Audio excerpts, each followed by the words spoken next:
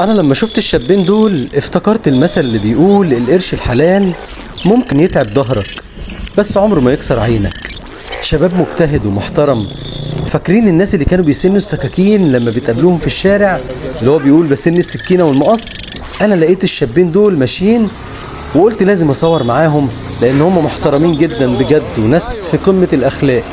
الشباب دول شباب متعلم وما شاء الله متجوز وعندهم ولاد، ما مدوش ايديهم لحد، بيسعوا ويتعبوا عشان لقمة العيش، عشان قرشين قليلين جدا. يا باشا ده شغل عالمي.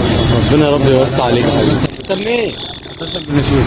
اجدع من الناس ولا منين؟ الناس اهلا اهلا حبايبنا، وانت برضو؟ ربنا يستر عليكم. ناكلها بالحلال احسن من نمد ايدينا على حاجه مش بتاعتنا. صح. كل سنه وانتم طيبين يا حبيبي. الله اكرم يا حبيبي. خلاص سنيت كده؟ ده كده تمام.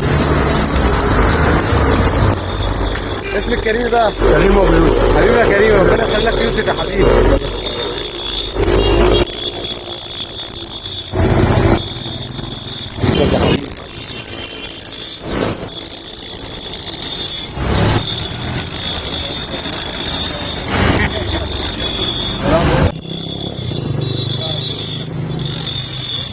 اوعوا تفكروا ان سن السكينة والمقص ده حاجة كده عبثية، تلاقيها فن واحتراف، يعني مش اي حد يقدر يسن السكينة والمقص.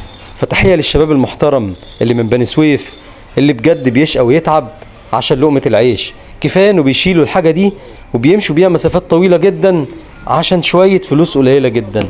ربنا يا رب يسترهم ويسعدهم ويبارك في صحتهم وفي فلوسهم، ويا ريت تدعوا لهم دعوة حلوة، وما تنسوش تعملوا لايك للفيديو وتشيروه عشان كل الناس تشوفه، عشان هم قالوا لي يا ريت الناس كلها تشوفنا. سلام. الله كريم عليكم يا حبيبي. الله يكرمك. السلام عليكم.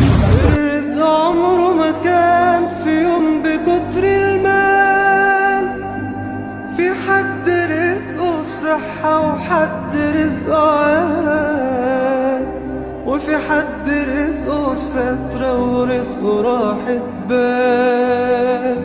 يعني الكمال لله مبدل الأحوال، كل ما يرضى العبد بيزيد من هداه.